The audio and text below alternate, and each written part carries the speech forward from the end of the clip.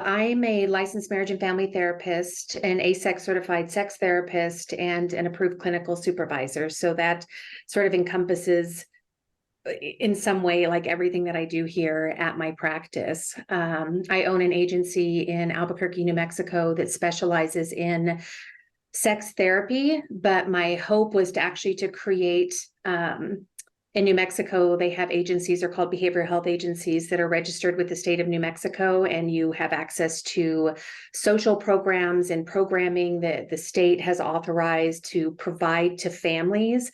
And none of them are targeted towards sexually related issues or sexually health related issues. So my whole role or my whole thought when I started my agency was to like utilize these programs for people with sexual health related issues to show people and the state and everybody else that these are all health issues. It doesn't matter whether it's physical, mental health, or sexual health. These are all issues that every person on the planet with a body encounters in one way or another, and we should be accessing the same type of resources. So that was sort of my mission in creating the agency that I'm at now. That's incredible. And that's really important. I'm not shocked when I hear what you just shared, which is that the sexuality and sexual wellness component for some reason is left out, but only because I've heard it so much now. But I'm curious why you think that that is. And I've watched a lot of the videos of the amazing people that you brought into this. Just you pick some real badass people, and I so respect that. And they all use some similar words, and I find that comforting in some ways because I think shame and fear are those top two drivers. So you think about, and liability, if I'm just being honest, people are really liability resistant. So you think about people assessing people with problematic sexual behaviors, or that they have done something that might be in the consent violation range, or something that just feels uncomfortable. And as a clinician, you might be assessing for appropriate services, but you get scared. People get scared about this is related to sex. What if I screw this up? What if I don't say that this person is as harmful as the society thinks they are? Then I'm going to be culpable. So I'm going to err up on thinking this person is more high risk than they are, even though the evidence shows zero risk. I know it's really tricky. I started my career in counseling in community mental health. I was at the same agency actually for 14 years. I started as an intern and ended as their clinical director. But my primary focus in there was a program that specialized in working with youth who had victimized other youth. So it was family therapy, but these are kids who were already in the system. So had probation officers, had charges, had picked up charges, things like that. And the one thing that stood out to me and a lot of my colleagues that were in this program was when you went into these homes and talked to these families, the majority of them had never talked to their kids about sex or sexual health. And when you probed even further, they hadn't had those conversations. Like that wasn't a priority for no fault of anybody's family, but for some reason it just wasn't. So therefore you have these normalized human experiences and impulsivities and things like that that come out in this way that causes victimization that all potentially could have been avoided just by like us being really open about this topic. So that's what that became super passionate for me, 13 years ago as a result of that, and sort of has taken me to where I'm at now. It's interesting because what you just said, I think is a really good and important example of the potential consequences of us as a society, keeping sexuality and all things sex underground and hidden and talked about as little as possible. The fact that majority of the adolescent, were they teens or not all teens? Anywhere from 9 to 18 were in this program. So, and not to flip the script on this, but again, there's some states in the world or in the United States, the world doesn't have states, where they have 9-year-olds on sex offender registries. So their skewed view on sex specific, because it relates to sex, it's even more scary and even more potentially traumatizing and damaging to society. So we better never take our eyes off these people. So yeah, ages 9 and up for this particular program that I was in. Would you say it was every single case that when you probed in, sex had not been discussed or talked about between child and parent or primary caregiver? Yeah, actually, it's a great question. I've talked to my colleagues in this program and this particular program is like an international program. Like you can offer it internationally. It's a very evidence-based program for how to do it. And we will get together. Back in the day when I was there, we used to get together on these things, and this was a primary conversation. And I think ultimately we all really agreed that it was about 90%. So even like high SES families where they have all the resources in the world to have these conversations, but they have their kiddo who acted out sexually in some way and had him in this program, you find that it's not time yet. He's only 11. Why would I talk to him about that yet? He's not dating yet. I'm not even sure he's been through puberty. I even had a parent once tell me that they didn't think boys had puberty, that girls went through puberty as evidenced by their periods, but boys didn't. And she had 3 boys. So those are the types of things that you're up against, and being able to, and this is always the tricky part, which is why sex positivity is so critical and important, and training on these topics is so critical and important, because I don't want that mom to be embarrassed that she said that to me. I don't want her to feel shame that she said that to me. I want to be curious with her about why she thinks that, and how would she feel if we actually did some diving into what puberty looks like for boys and girls with the children her age, and would she be willing to join me there? But that crosses SES barriers, and it also crosses like conservative, liberal, religious versus not, because it really depends on those caregivers and their perspective and how they were raised and trained and believe about the importance of sexual health information. Just quickly, for anyone listening who doesn't know what SES stands for, will you share? Yes, social economic status. So basically where you land in sort of your income, expense to income space in the world. Yeah. So people that really struggle, that are in poverty and maybe using a lot of social systems. And I hate making this comment, but I feel like it's important to say, like, the expectation is that you would go into these nicer homes in these nicer neighborhoods and feel really safe and feel like you're going to just blow through therapy with everybody, because of course they're going to be bought in. My experience was the exact opposite. I would have kids in what we call the war zone here in our valley back in the day. And man, they knew you were there to help them, and they knew you were helping their moms, and they were walking you to your car and taking care of you. And it didn't matter what the topic was. Like, they recognize the help, they recognize the support of it. So and so sort of SES plays in sometimes with that. That's really serious, really. That the Yeah. less education there is, the more of it's not even like that this is going to potentially be a hindrance in your sex life in the future. I mean, this could change the whole entire scope of your entire life.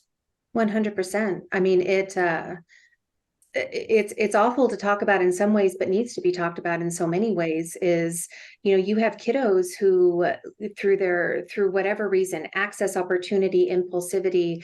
And I think people are often surprised when you say that a youth who acts out sexually is more like a youth who is likely to run away from home or steal a car or shoplift than they are like adults with sexual offending behaviors, because people think sexually related crimes or problematic behaviors are similar. Kids who act out sexually are more like other kids who act out in deviant sort of ways than they are ever like an adult. And those drivers for that behavior are those things like impulsivity, access, lack of monitoring, lack of appropriate social supports or pro-social activities to keep them engaged. So you think about that going on in the kiddo, and then them acting out impulsively in a way that causes harm. But somebody has now told them, you're a sex offender, you're a sexual predator, you did this terrible thing, you're always going to have to pay attention to this. You can never be alone with another kid or another person for the rest of your life. Identity development at that stage is so critical, and we're all a hot freaking mess at that stage. And you add this factor into it because we can't conceive of the possibility that this kiddo can be anything other than that. And again, I think the one thing that I like to share as well, because the caregivers want it. they want you to talk to them about it. They're open to that. There was a fun study that was done a long time ago in pediatricians' offices for their caregivers. And they were asking them questions like, what do you want the pediatrician to do? What is your information about sex and sexual health? And they asked them, do you want your pediatrician to talk to your kids about sex and sexual health in their bodies? And the most common response was, I want the pediatrician to talk to me about that so that I can talk to my kids about that. The biggest problem I had was never with caregivers and was always with the system. Other therapists, judges, lawyers, probation officers, people that work for the state that had a different model of safety in the community. So you add sex, and my mission as a CYFD worker, which here in New Mexico is our Children, Youth, and Family Services, safety is going to mean something different for somebody that has a sexually related behavior than something else. They became the hardest to penetrate, no pun intended, in terms of like getting through, oh, wait, can I just show you what the actual data suggests about talking about these things? Can I tell you that actually this child is really has little risk. The likelihood of them recidivating, which means having another crime related to sex, is so negligible that it barely registers on the chart. They're more likely to go steal a car next than they are to ever do anything sexual again. They're not interested because it's sex and it's scary. Yeah. Given your incredible experience, and by the way, thank you so much for sharing this aspect of it, because I think it's really important and profound. This is the big question that I don't know if there's an answer to quite yet, but what are your thoughts on what are some next steps for potential solutions in this area? Is it getting more formalized education at a younger age? Like, what are your thoughts? Yeah, and I think there's a lot of people out there doing versions of this, which is amazing. I saw a couple that were part of your program. The Sexual Health Alliance is one where their whole mission is to train therapists in sex therapy, because we don't get training in school really for this, in sex positivity, in more of a community-centric way, having more opportunities for parents and caregivers to be to get this education in a way that's really sort of normalized. It's really sort of like not I have to get this because if I don't, my kid won't get off probation, or I need to do this or else these things are going to happen, or in that particular context. So for instance, this is a silly example. We have a program that we just started called the Caregiver's Guide to Sexual Health. And the whole intention behind it is to create these really specific topics where caregivers can come and listen to professionals. So I have a nurse on staff, I have licensed clinicians, that will hold space for these conversations around like what's happening in their house with their kids, or what they don't know how to answer this question. So I think in some ways there's that piece of it. As much as it's terrible to say, like Planned Parenthood, which has a ton of really great information for caregivers on their site, has a lot of stigma attached to it for cultural and political reasons.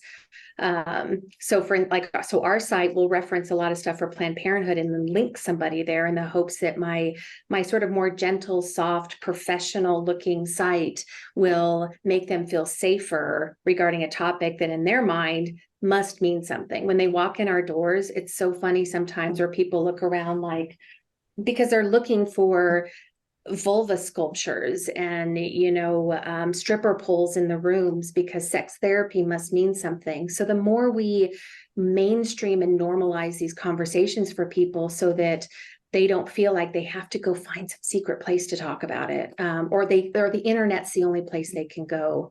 It's a simple answer, but in some ways I think it's really powerful, because the more people that, not to be hard on myself, but sort of look like basic white girls that have like licenses and have been practicing in the field, if I look like your sister or your aunt, you might talk to me, and then suddenly we're talking about stuff using words that you would never have used before because you felt safe coming in to that door.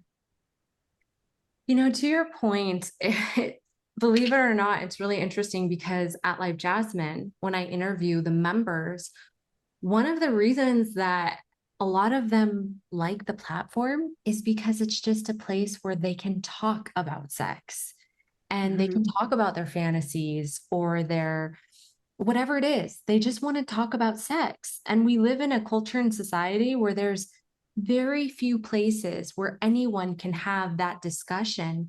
And even in grown adults, it's a not a problem, but it is affecting them to some degree. And so I think that having more places where it is acceptable to discuss this foundational part of who we are as human beings, it's like, it's okay if we talk about what is really good for us to eat for longevity, or how to hydrate, or how to whatever the new biohacking. I mean, I'm always saying something about how to like take care of ourselves, right? Well, what are your thoughts on how big the role sexuality plays in our overall health as a human being? I think it's right up there with physical health and mental health. I think that sexual health should be right there in that lineup of, if we're talking about full body wellness or holistic wellness or health in general for a person on this planet who has a body, then sexual health is just as key and critical as these other things. And you referenced something earlier, sort of the research that shows these things, and comprehensive sexual education research, which has been around for a long time and just continues to accumulate, says exactly that. You teach a kiddo about safety and consent and personal space, they're more likely to go up to mom when their mom's best friend is sitting on the couch with them and you're starting to feel uncomfortable. They're more likely to go to mom and say, oh my gosh, that stuff that you were talking about, I think I'm feeling the thing, than you are if it's like, well, this is mom's best friend and I don't know how I feel, but I mean, it should be fine. It should be fine. That little bit of education, delayed sexual initiation, decreased pregnancy, decreased STIs, and a feeling of knowing how to be in a relationship where consent conversations are just normal conversations. So, and all of that impacts, again, all levels of health. You think about a bad decision, to my probation point, thinking about kids that end up in the system as a result of this. You think about pregnancy, and you think about STIs, it can be extremely harmful. And you think about sexual trauma where maybe your boundaries are violated, but you didn't think they were because you didn't know much more. That carries, that's a lifetime potential for some people.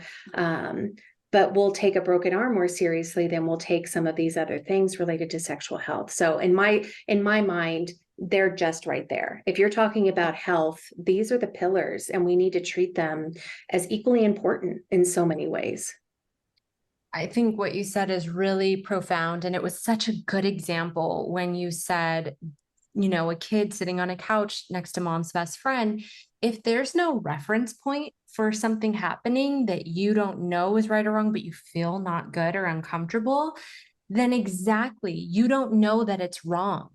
So, Yes. and, it's interesting because a family friend, that whole family, one of the children was exposed to abuse. And I remember the father asking the kid, why didn't you tell me? Like, why didn't you tell me? And it's because the child didn't know that anything wrong was happening.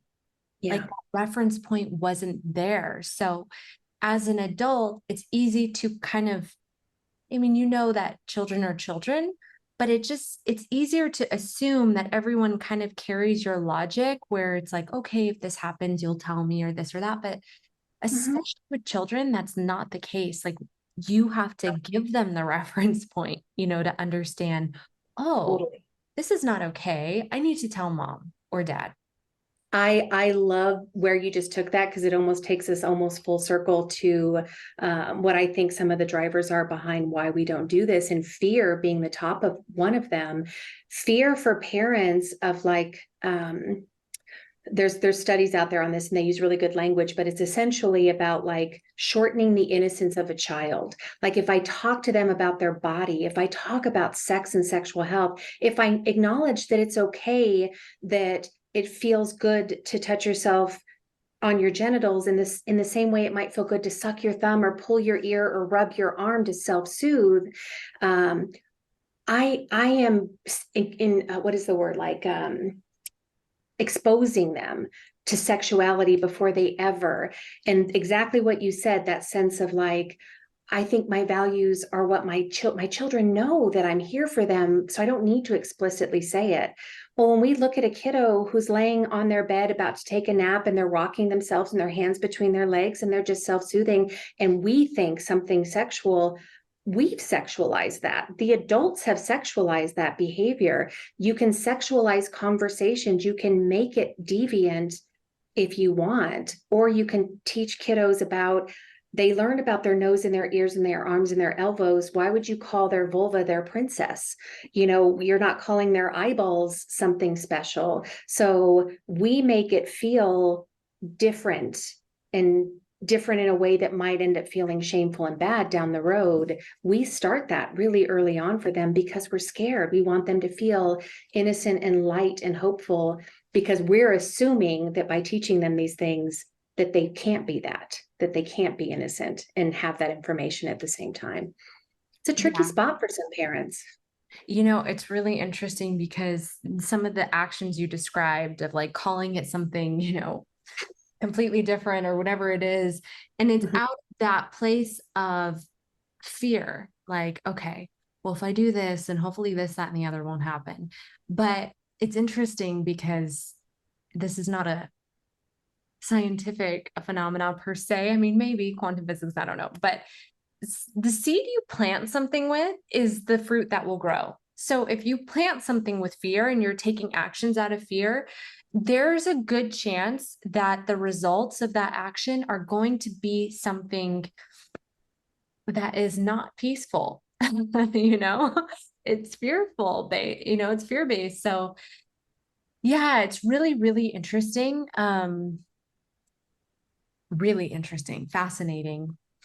I love So that analogy you just used really quickly because, and you probably have heard of her doing all of these interviews, sex researcher Emily Nagoski, who has some really amazing books that are out there, ones that I recommend to all of my clients. She describes that if we looked at our sexual health and our sexual history as a garden, for the first how many years, somebody else has to plant your garden, and they kind of hand it over to you around puberty. And what happens when you walk through that garden and it just so happens that your caregivers loved roses, but you love desert plants, or you love tropicals, or you love this?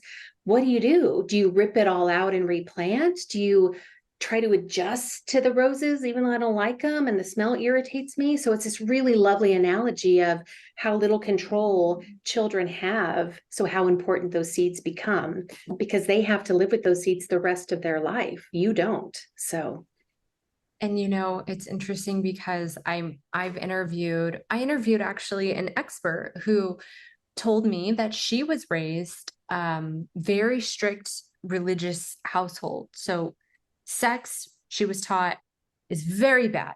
It's very bad.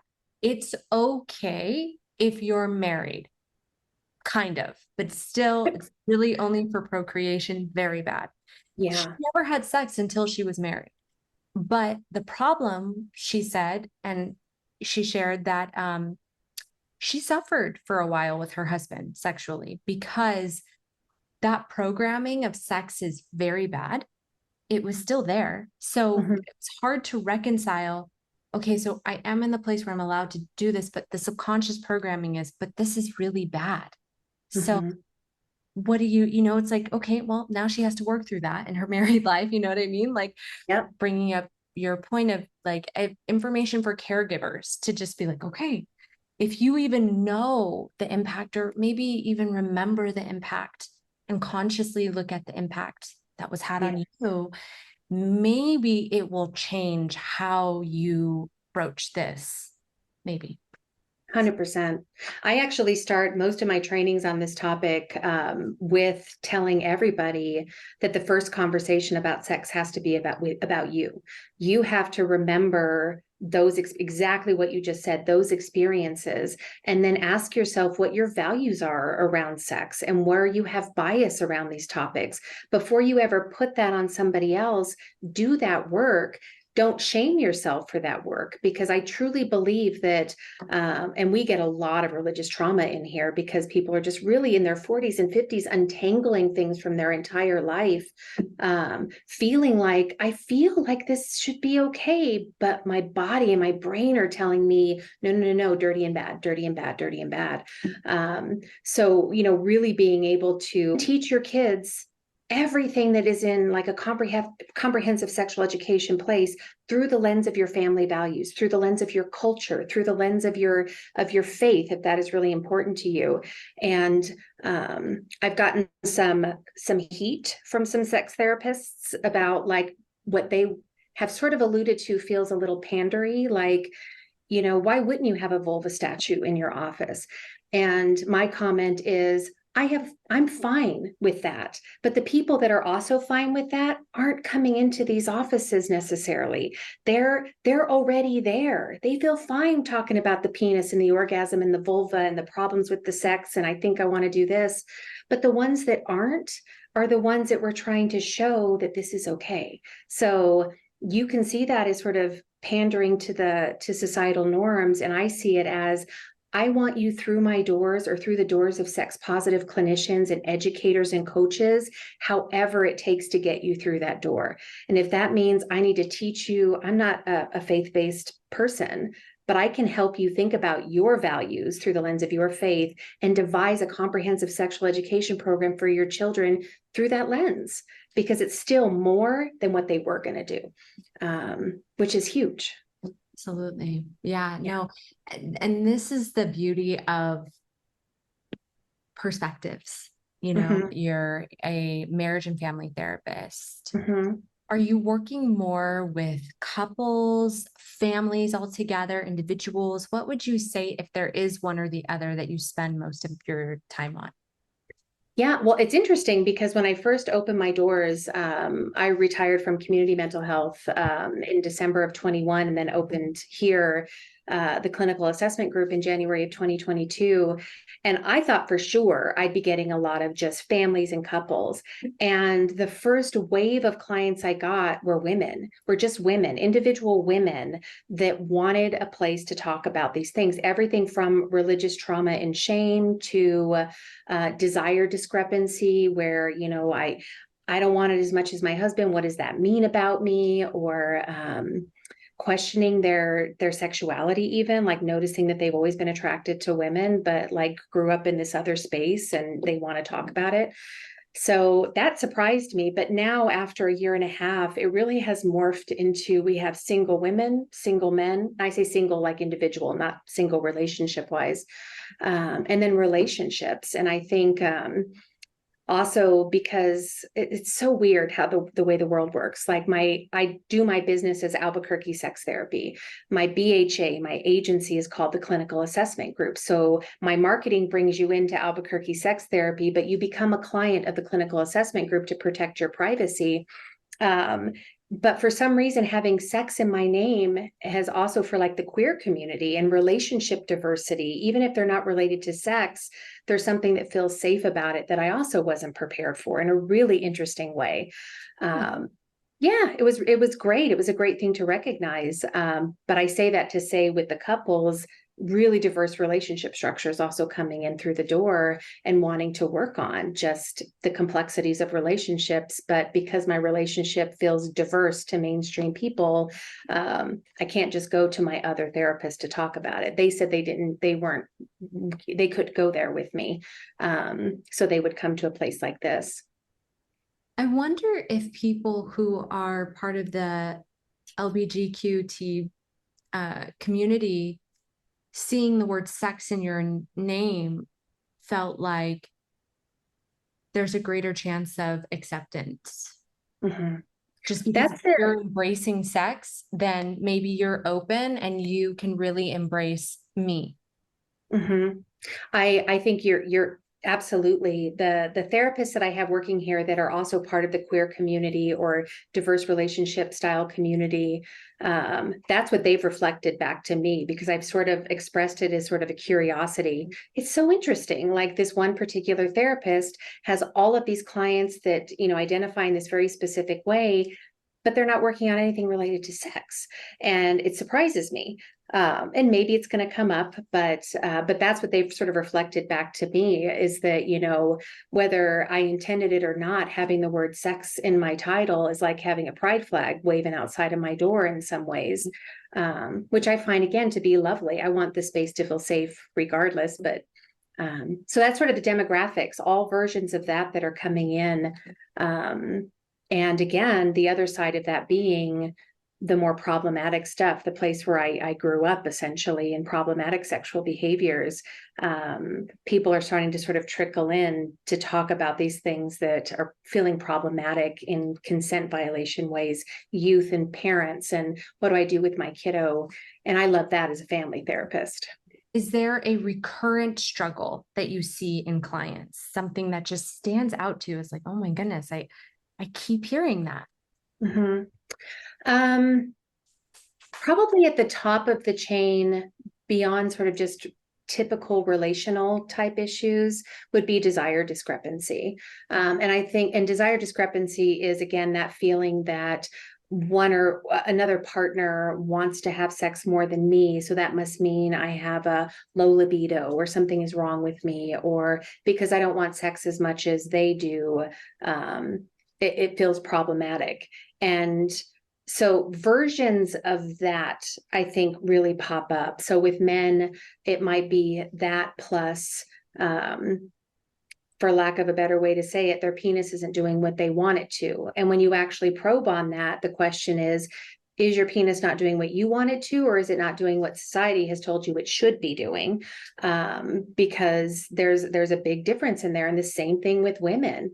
So that sort of sense of like, something is wrong with me, something is broken in me, something is off, because I've seen things that made it clear to me that I should look like this, I should want this should look like this. So that's pretty common. And I would say ultimately in therapy, it's not uncommon for that narrative to be there. My relationship should look like this because I've seen these super happy, successful couples. So the fact that mine doesn't look like that must mean something, right? It's wrong, right? It's broken. So. Yeah, very interesting. I'm curious, you mentioned desire discrepancy as one of the big recurrent issues that you see in clients. And that makes a lot of sense because people are different. Yes. One of the things that I've noticed with LiveJasmin is that it's become almost actually a solution for some couples for that particular issue, in that, let's say the male partner has a very particular fantasy that the female partner actually wants nothing to do with. And so he will then act that out on LiveJasmin, and it's a compromise with the female partner who's like, okay, well, I don't want to do it. I also don't want you really meeting anyone. So I'm okay with it being done online in a very controlled environment where I know that this is a professional, basically, and Yes. she's seeing other people. So I think there's this, it feels safer for some Yes. couples to explore on camming. I'm curious if you have any clients that have explored through camming or are using it, or maybe a model themselves. It's kind of a yes and answer, because I think sometimes it comes in where the partner has decided to meet those needs on their own without discussing it with their partner, which has led to this sort of what they would consider to be problematic. And then the work that you're doing really is, to your point, intention and, needs getting met, and what sort of consent and collaboration between couples look like. And then you're talking about communication in those spaces. And you've probably heard many times through all of your interviews that, pornography is something that comes up in relationships, is something that feels really problematic. But oftentimes when they come and start talking about it, we're back to some of those same things, like what fears people have regarding pornography, what they've been told it means if your partner wants to watch porn, that must mean something about you that you're lacking. And then you start to talk about it, and then you can kind of get to more places with them where, oh, actually that feels maybe healthier than I thought it did. And you're getting some connection there, but not the type of connection that you and I are getting. And how do I feel about that? And I think camming offers those opportunities. I think one of the questions on that list was really around the AI, and it led to an amazing conversation with all of my therapists, because I was hitting all of them like, give me your feedback on this.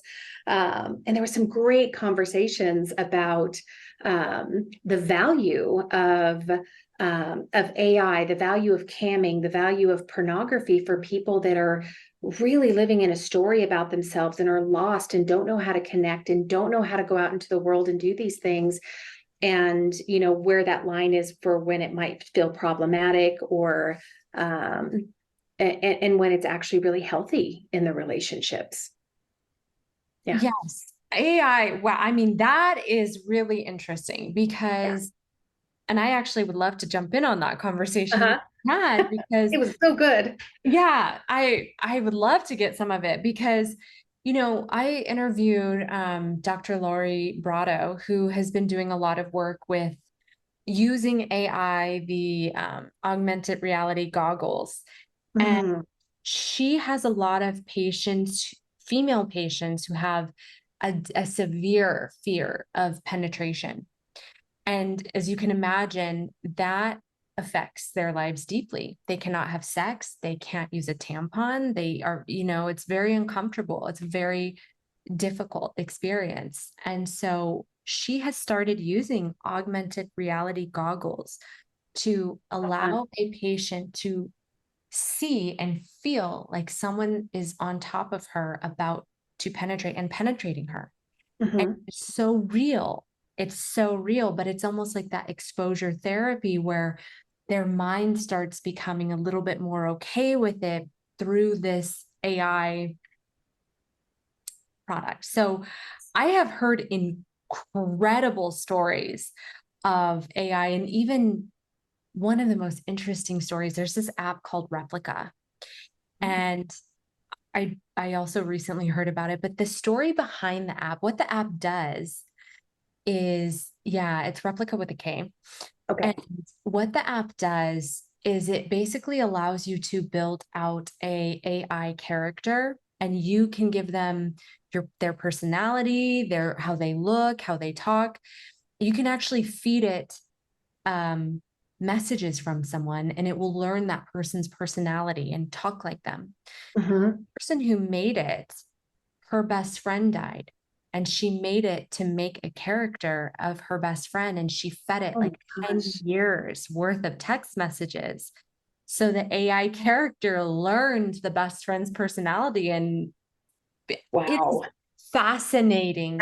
That's wild. Isn't Wow. that, I it's my favorite story about AI. It's really interesting, but in one regard, I could see how someone who's feeling incredibly lonely or isolated, and to even get just a little hit of connection or form of connection, even if it's not what we traditionally think of as connection, like someone sitting next to you holding your hand or something like that. Sure.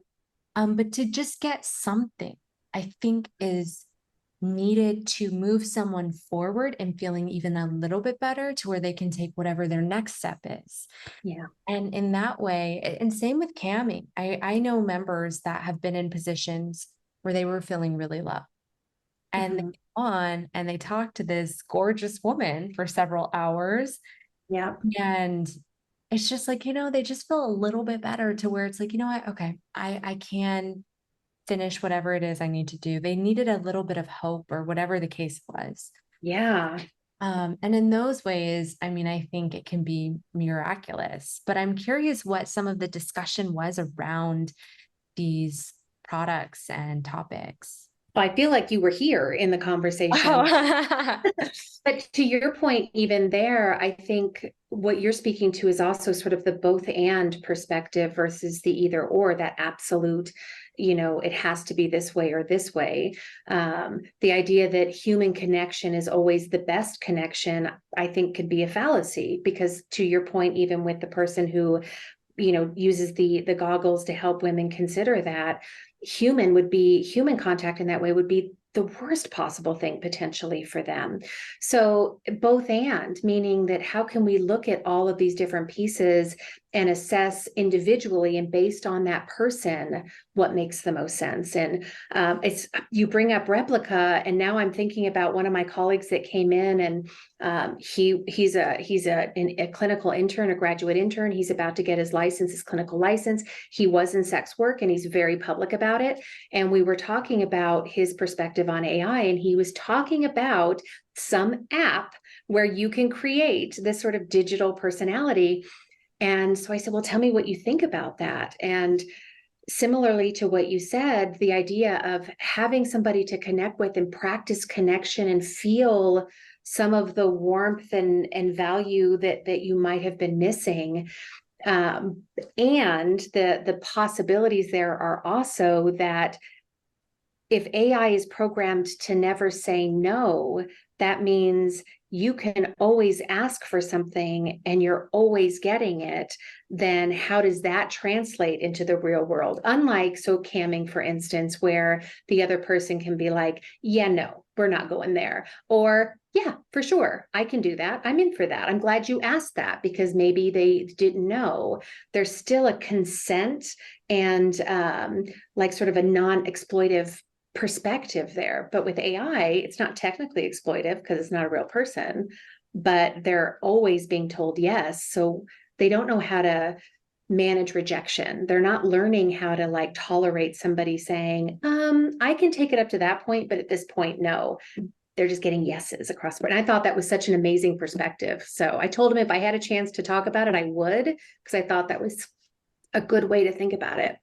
absolutely. Yeah, I think that's a really wonderful point, actually, is I didn't ever think about that. The AI is constantly telling us yes. Although I will say, may change, but I did ask ChatGPT once what its weaknesses were.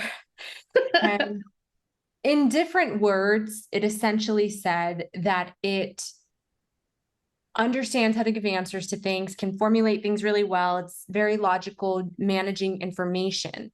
But anything that is essentially matters of the heart, it cannot do.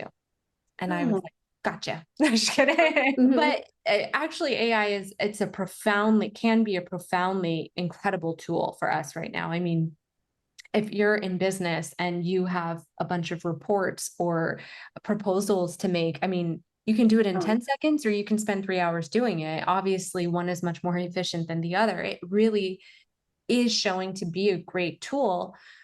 But there are certain things that I believe are inherent to a human being, and I hope that they remain inherent to a human being. But like you said, it's both and, it's not just one or the other. It's both are important. And obviously not everyone has the opportunity to use both. I obviously have interviewed members that have disabilities, and it's very hard for them to have a social life. And Yeah. so the online interaction has served as their way of getting intimacy or connection. Mm-hmm. Yeah, which is amazing that it's there for that we have access to something. Absolutely. Yeah, Yeah. fascinating. Very cool. Yeah, I hadn't even thought about AI questions until those questions popped up. So it was very cool. Camming in general, I think similar to any type of sexually related work, that done with consent, non-exploitive, everybody being honest, that it's amazing. It's amazing opportunity for, to your point, people that are scared or embarrassed of things that they have fantasies about, that they have curiosities about, feeling shameful about things, feeling curious about things, or not feeling like anybody will ever want somebody like me, like that narrative that people have, especially people that aren't what society would consider able-bodied, might be in a narrative of that, and they're not talking to anybody about that. And I loved some information that you guys sent me when you invited me to this around the Kinsey Institute research, talking about like the most popular camming personalities are the ones that actually engage in connection with people and have more conversations than just whatever that sexually relevant situation is going to be. And I think about somebody that just wants to talk about, like, I feel when I think about this thing that there's something really wrong with me. And maybe that person that you're talking to, even though you're paying them to talk to you, can give you some insights or normalize something for you. It's not that dissimilar. I'm going to get a lot of shit for this from therapy. You pay a therapist to hold space for what you're doing and what you want to say. And it's not my job to give you advice. It's not my job to tell you what to do. It's to hear what you have to say and reflect it back to you, and then have you hear it in a way that lands differently, potentially. And they may never ask those questions of anybody else that they weren't paying or that wasn't so sort of disconnected from them. So what an opportunity that we have out there for people. And, unfortunately, men in particular tend to be or feel stigma about going to traditional therapy. Mm-hmm. That exists. And I've interviewed some of those men, and it seems like they are using some of the models as a pseudo therapist to some degree. We're just sharing their problems, their thoughts, their whatever. And it's just about like a listening ear and holding that space. Yeah. Seems like they're just psychologically more comfortable doing it with a model than, oh, I'm going to therapy for this. But they're using it in a very similar way, which Yeah. is really interesting. I think it's very cool. Going back to the concept of both and, even in sexual health, people have a narrative about what they think sex therapy is, what sexual health conversations are, what sexual education is. But the truth is, that's through your lens. What works for you isn't going to necessarily work for the person next to you, which means that the person who would not go to a traditional therapist, that would not talk to somebody if they're faith-based in their community, but would go to somebody that they're paying in a way that feels so safe because they feel like they're maybe in a more powerful position because it's transactional in that way. And if they get that need met in a way that is soothing and an opportunity for them to grow and connect, then who is anybody else to say that the way they got to that place, if it was consensual and again, non-exploitive, like, why do you get to tell me that that one's problematic? Yeah. Yeah. We're too comfortable telling people what's right and wrong for them. That's Oh, girl, seriously, it's ridiculous. It's so shamey, and it's so tragic because, at the end of the day, we're all just trying to connect and to live our best lives and to be authentic to the best way that we can, while actively hiding all of the things that people have told us are dirty and shameful and bad. So, and then you let it seep out in certain ways and hope for the best versus let's just put it out there. Not everybody, most people on the world have some opportunity to have some sort of sexual contact or sexually relevant something. That's a common human experience, but we treat it as if it's this outlier experience over here. So that is fascinating. It is fascinating because it's true. We yeah, really do treat it like it's this strange but not a secret thing that maybe happens behind closed doors. But if you ever talk about it, there's a problem. But no, it's a universal experience. Even if your decision is that you don't want to engage, you're asexual or whatever the case is, sexuality is universal. It is there are only a few things that we all universally share as a species. yes, And that's one of them. I love asking this question. If you could give one message to everyone in the world, speaking of universal, if you could give one question to everyone in the world, or I'm sorry, if you could give one message to everyone in the world about human sexuality or connection that you don't think the world quite understands right now, what would that message be? Such a great question. And it feels like such an opportunity to be profound. And yet I sort of like genuinely am pretty down to earth. So I think the message is that just because something is related to sex does not make it bad. So it does. So sexual health in general, the messaging would really be, if you're feeling fearful about it, talk to somebody, because we're all experiencing some version of that in a different way. If you're feeling shameful about it, talk to somebody about it. I think right now we're in a society where there's enough potential momentum to find the right type of person and connection, to have that conversation, to allow yourself to feel whatever normal is for you. And I think that again, we talking about normal, but I think you said it best, actually. I'm just going to use your words. Sexual health is a universal experience. We all have it. You are not alone in these conversations. And I think that's sort of the message. How could we get people to see that would be, yeah.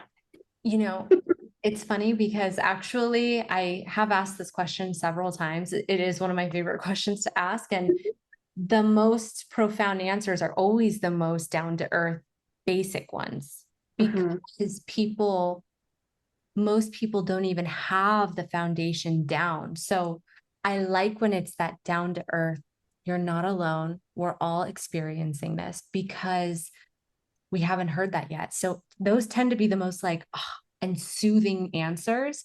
And what I like about what you said the most is that message of, you're not alone. Like, I know we're not talking about it, but we are, but a lot of the world isn't. Yeah. As a society, we're not talking about it, but we have the same fears. We have the same concerns. We're thinking about it just as much. And yeah, like whenever I hear someone say, you're not alone, it is one of the most comforting and soothing things I can hear. I don't know why, but every single time, maybe because we're tribal. And so a reminder that is always nice, but Yeah. beautiful. Community.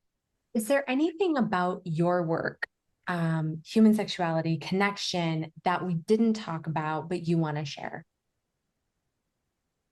I think we did a pretty good job. I would say that the concept that I think we should talk more about, that I hone in on, that I do research on, that I think is really important, is that recognition of the harm that we cause by being scared, and the harm that society can cause from being scared. And there's this lovely concept in sort of a climate changey way. It's called the precautionary principle.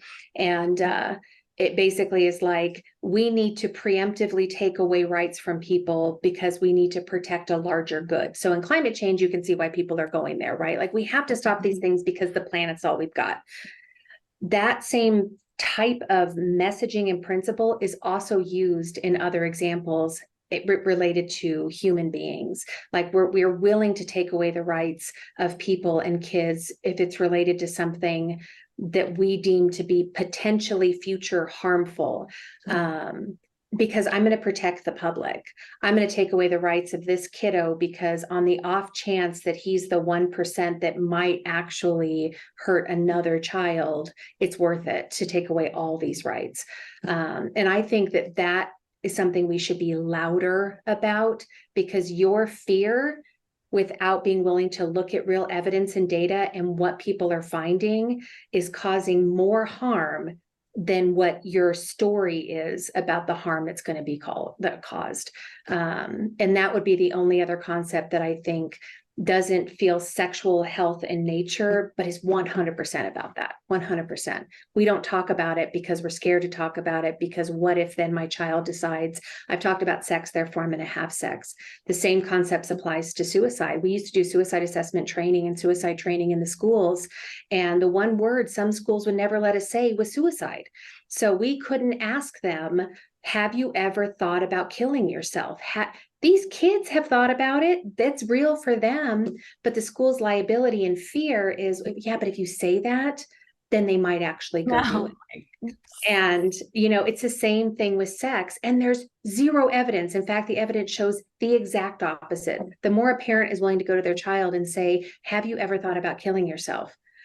That's an opening, a huge opening. Have you talked to anybody about sex yet? I'm realizing I've never talked to you about sex, kiddo. Oh my gosh, what do we do about that?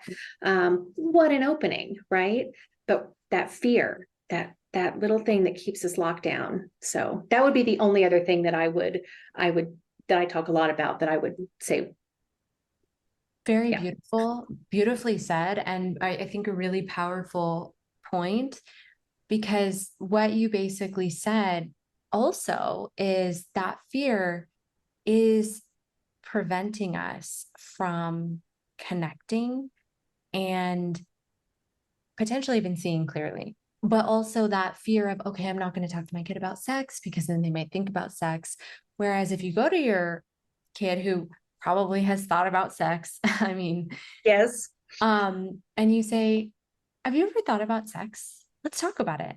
That's so connecting. And it would, I imagine that is something that would make a child feel more safe with their caregiver or whoever is having this discussion. Like, oh, you're someone I can go to.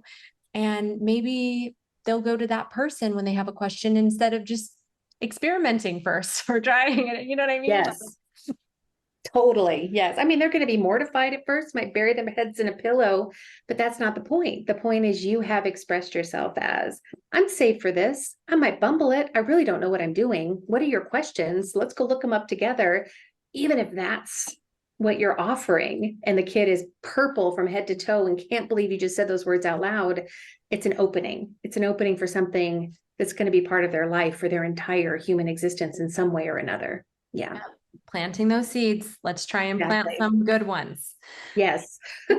My final question for you, I think you've shared already some incredible steps, but what would you say are our next steps collectively, maybe even individually, in creating a more sexually well society? Professionally speaking, I think that we need to do a better job of teaching people who work with humans more about sex in all of these areas, in medical front offices, in state level work, in therapy specifically. Give them that knowledge base in a real, authentic, evidence-informed way, and then let that organization decide, or that medical office decide, or that therapist decide how that shows up for their practice. But that lack of information is, and it's what I see all the time when I do trainings with clinicians, is how shocked sometimes they are or befuddled they are that, like, what are you even talking about around some pretty basic concepts? And I don't blame them for that. That's our systems. So our educational systems, our health systems, pediatricians who are even scared to talk about sexual abuse because if they miss something, they have liability and insurance is a real problem. So they don't even go there. Gynecologists who are very specific and neutral about things related to women's bodies, men's bodies. I said gynecologist, women's bodies.